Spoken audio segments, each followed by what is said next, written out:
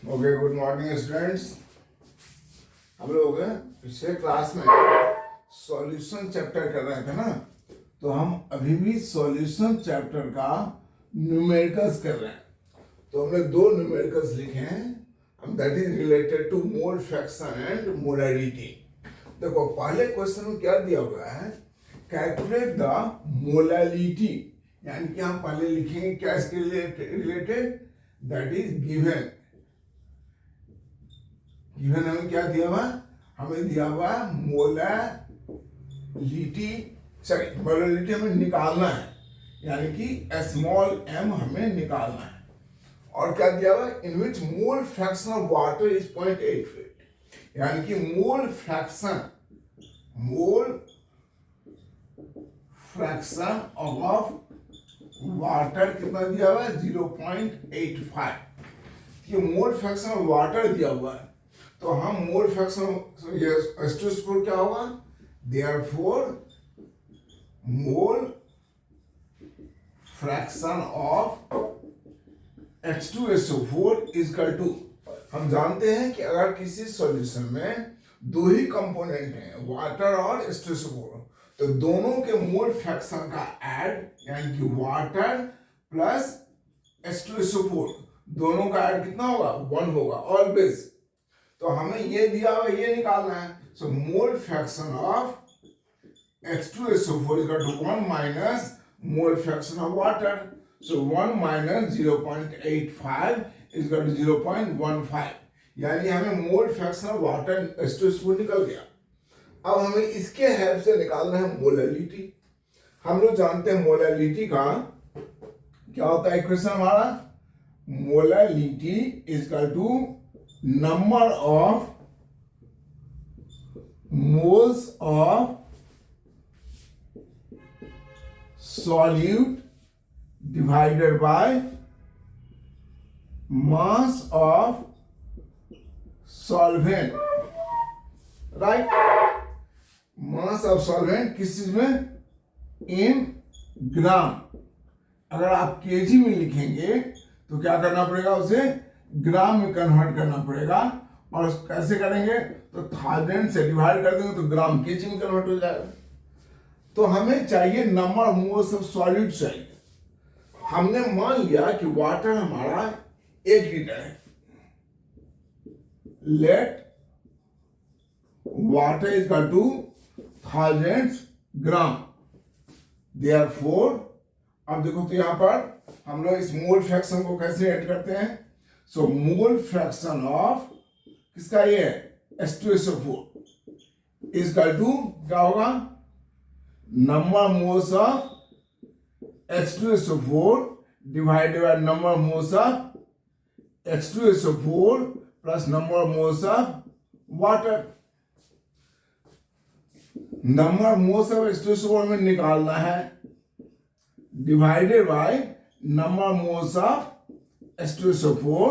हमने वाटर कितना मान लिया, वाटर 1000 ग्राम, तो 1000 ग्राम वाटर कितना मोल होगा, so 1000 divided by molecular weight of water.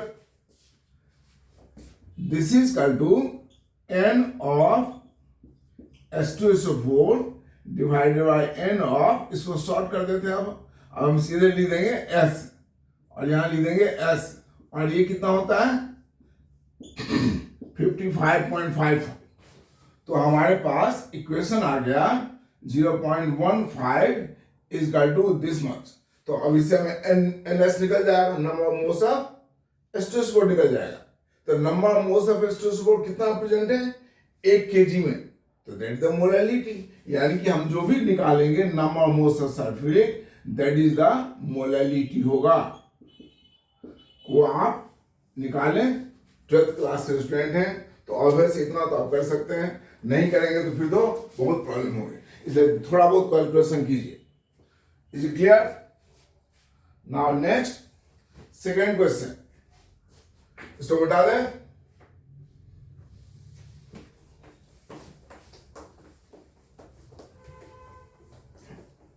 हम इतना मान के चलते हैं कि आप लोगों को थोड़ा बहुत कैलकुलेशन तो इतना कर ही सकते हैं।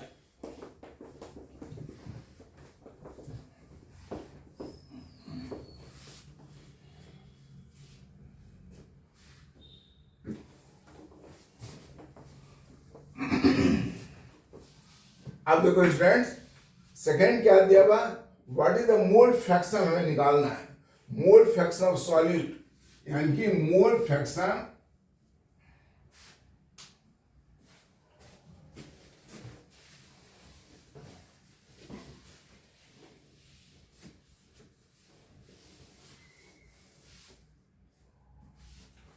इस क्वेश्चन के लिए हमें क्या निकालना है, दैट इज पहले लिखेंगे गिवन। गिवन क्या दिया हुआ हमें, 2.5 m aqua solution. So that is equal to solution is equal to 2.5 m. m मतलब मोलैलिटी, सॉल्यूशन की मोलैलिटी दिया हुआ है 2.5 m, राइट।